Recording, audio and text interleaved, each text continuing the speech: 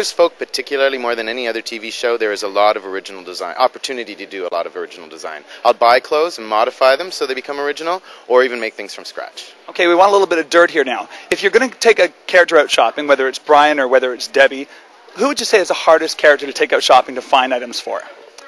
It's not about finding items, because I'm so good at costume designing, I find everything all the time. What's hard is getting them to come with me.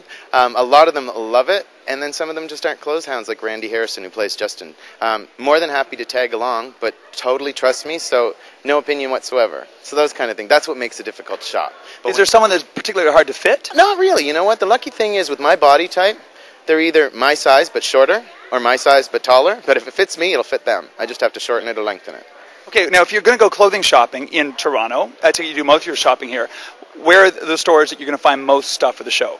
I have a few basic stores that I use all the time, like Due West down on Queen Street. I get fantastic Diesel clothing and whatnot. I also have a deal with Diesel, so I get stuff sent from Montreal direct and whatnot.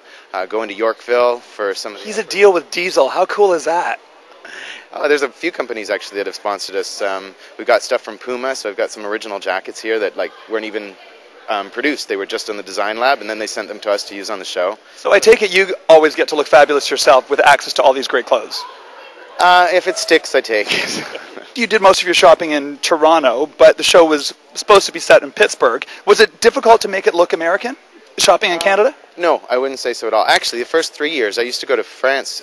I still do, but I go to Paris at Christmas, and I would buy all kinds of American-style clothing over in Europe and ship it back here so that people would be wearing original-looking pieces, because the Gap or whatever, all those clothes are available everywhere. So I would just get the European twist on it. But no, it's not hard. There's not that big of a difference. Now, we have to share a little secret with you, because I know that during a lot of your nude scenes or the very risque scenes, some of the men had to wear something to cover their genitals. Yes. Tell us more about those costume pieces. Well, they're called cock socks. There's a lengthy interview in the August issue of Playgirl about those. I made those for the movie American Psycho with Christian Bale. It was the first time I made one, and it really solved a lot of problems. It's a little bag with a drawstring that keeps all the jewels in place, and then you can do love scenes and rub uglies and not feel like you're actually rubbing uglies. So you're bearing all, but not quite. Exactly. All right. Well, let's talk a little bit about lesbians, because we always talk about gay men when it comes to queer folks, but lesbians were great trendsetters on the show as well.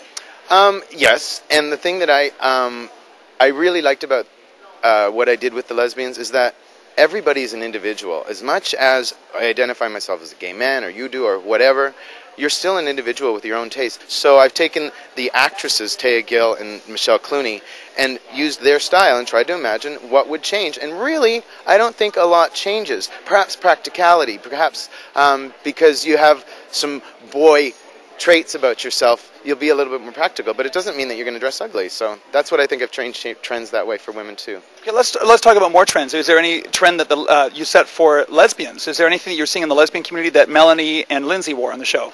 I wouldn't say that I set the trend, but when I see dress up and you see examples like Portia de Rossi and stuff like that going out, there's a lot more ambiguous nudity.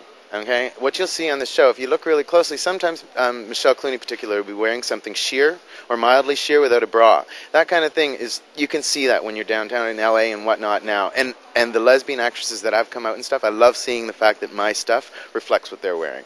Yeah.